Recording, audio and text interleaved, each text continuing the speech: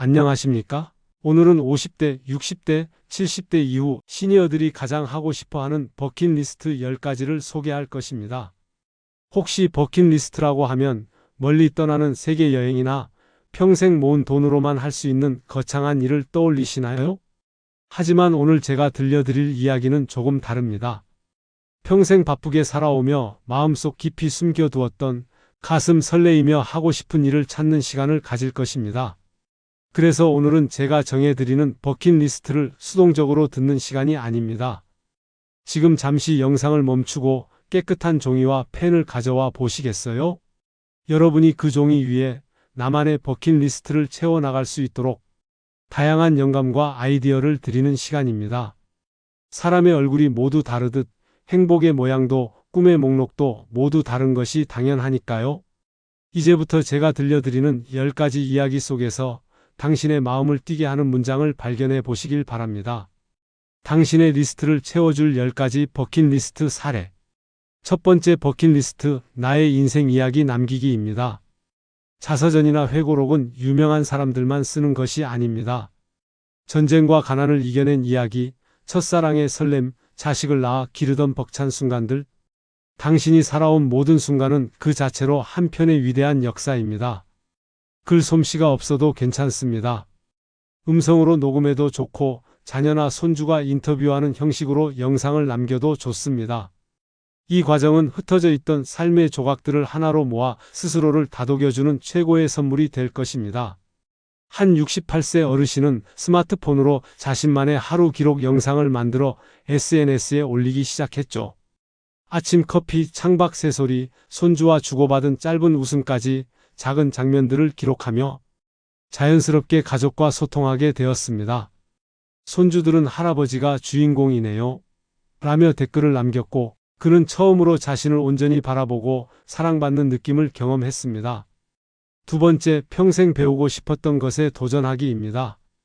배움에는 나이가 없습니다. 젊었을 때 기타 한번 배워볼 걸, 영어를 잘했더라면 하는 아쉬움 하나쯤은 있으시죠? 지금이 바로 그때입니다. 60세에 드럼을 배워 밴드를 결성한 어르신도 계시고 70세에 코딩을 배워 손주를 위한 앱을 만든 할머니도 계십니다. 배움은 뇌를 건강하게 할 뿐만 아니라 새로운 사람들과 어울리며 삶에 엄청난 활력을 불어넣습니다. 세 번째, 나를 위한 여행 떠나기입니다. 가족을 챙기느라 남편과 아내를 돌보느라 정작 나를 위한 여행은 떠나보지 못한 분들이 많습니다. 이번에는 목적지도 식사 메뉴도 일정도 오직 당신이 원하는 대로 정해보세요. 기차에 몸을 싣고 훌쩍 바다를 보러 가도 좋고 늘 꿈꿔왔던 유럽의 작은 마을을 거닐어도 좋습니다. 혼자만의 시간을 통해 당신은 잊고 있던 자유와 설렘을 다시 만나게 될 겁니다. 실제로 70이 넘어 처음으로 홀로 제주도 여행을 떠난 한 여성분의 이야기가 생각납니다. 그분은 평생 남편과 자식들 밥 해먹이느라 비행기 한번 못 타보셨다고 해요. 낯선 게스트하우스에서 만난 젊은이들과 이야기를 나누고 혼자 해변을 걸으며 내가 이렇게 용감한 사람이었구나를 처음 느끼셨다며 눈시울을 붉히셨죠. 네 번째, 건강히 정점 찍어보기입니다. 이 나이에 무슨 운동이야가 아니라 이 나이에도 이렇게 건강할 수 있다. 를 보여주는 겁니다. 마라톤 10km 코스에 도전해 완주 메달을 목에 걸어보는 것, 꾸준한 운동으로 바디 프로필 사진을 남겨보는 것, 혹은 지리산 종주에 성공하는 것처럼 말이죠. 목표를 세우고 도전하는 과정에서 몸뿐만 아니라 마음까지 단단해지는 것을 느끼실 수 있습니다. 다섯 번째, 소중한 사람에게 마음 전하기입니다. 우리는 가장 가깝다는 이유로 사랑한다, 고맙다, 미안하다는 말을 아끼며 살아왔습니다. 더 늦기 전에 마음속에만 담아두었던 진심을 손편지로 전해보세요. 평생의 동반자인 아내나 남편에게, 무뚝뚝했던 자녀들에게, 혹은 오랜 친구에게. 어색함을 이겨낸 진심 어린 한마디가 그 어떤 값비싼 선물보다 귀한 인생의 보물이 될 것입니다. 여섯 번째, 나만의 작품 만들기입니다. 당신은 세상을 아름답게 만들 수 있는 예술가입니다. 서툰 솜씨로 그린 풍경화 한 점, 투박하지만 내 손으로 빚은 도자기, 내 이름으로 발표하는 시 한 편, 결과물이 완벽하지 않아도 괜찮습니다. 세상에 없던 무언가를 창조해내는 그 과정 자체가 큰 기쁨과 성취감을 줍니다. 평생을 회계사로 일하며 숫자와 씨름했던 한 남성분은 은퇴 후 목공을 배우기 시작했습니다. 처음엔 의자 하나 만드는데 한 달이 꼬박 걸렸지만 지금은 손주들을 위한 책상과 장난감을 직접 만들어주는 멋진 할아버지가 되셨습니다. 그의 작은 공방은 세상에서 가장 행복한 공간이 되었죠. 7번째, 오랜 두려움 극복하기입니다. 누구나 마음속에 크고 작은 두려움 하나쯤은 가지고 있습니다. 물에 대한 공포, 무대 공포증, 혹은 운전에 대한 두려움 같은 것들이죠. 이 두려움의 정면으로 맞서보는 겁니다. 수영을 배우거나 사람들 앞에서 노래를 부르거나 운전 연수를 다시 받아보는 도전. 성공하는 순간 당신은 난 무엇이든 할 수 있다는 엄청난 자신감을 얻게 될 것입니다. 8번째, 따뜻한 나눔 실천하기입니다. 평생 쌓아온 당신의 경험과 지혜는 다른 사람들에게 큰 도움이 될 수 있습니다. 보육원에서 아이들에게 책을 읽어주는 봉사, 자신의 전문 분야를 살려 지역 주민에게 무료로 강의를 해주는 재능 기부 등 나눔은 내 삶의 의미를 더욱 깊게 만들고 세상을 조금 더 따뜻하게 만드는 가장 보람 있는 일입니다. 9번째, 대자연과 하나 되기입니다. 흙을 만지며 나만의 작은 텃밭을 가꾸는 것, 주말마다 산에 오르며 계절의 변화를 온몸으로 느끼는 것, 밤하늘의 별을 보며 조용히 우주를 느껴보는 것.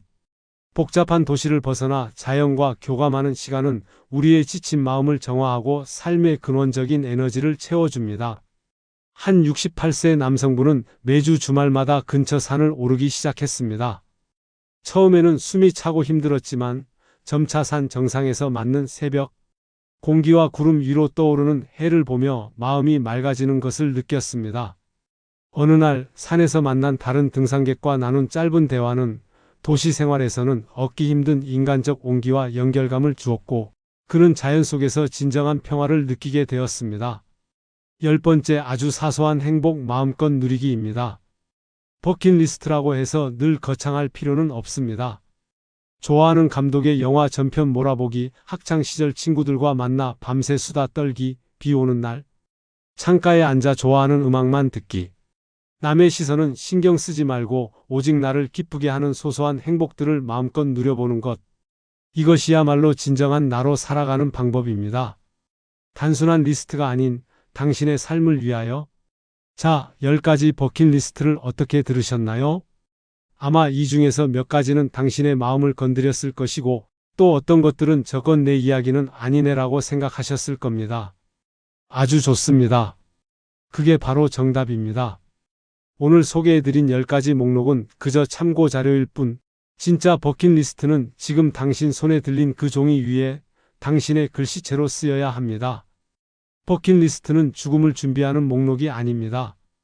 오늘을 그리고 내일을 어떻게 더 뜨겁게 살아갈 것인가에 대한 삶의 계획서입니다.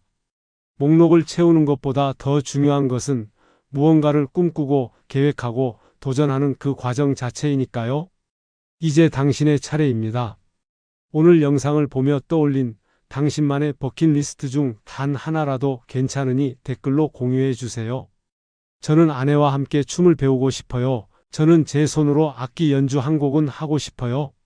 어떤 버킷리스트도 좋습니다. 여러분의 이야기가 모여 서로에게 큰 용기와 영감이 될 것입니다. 이 채널이 우리 모두의 꿈을 응원하는 멋진 공간이 되기를 바랍니다. 오늘 이야기가 당신의 마음을 움직였다면 구독과 좋아요로 함께 해주세요. 당신의 빛나는 인생 후반전을 진심으로 응원합니다. 감사합니다.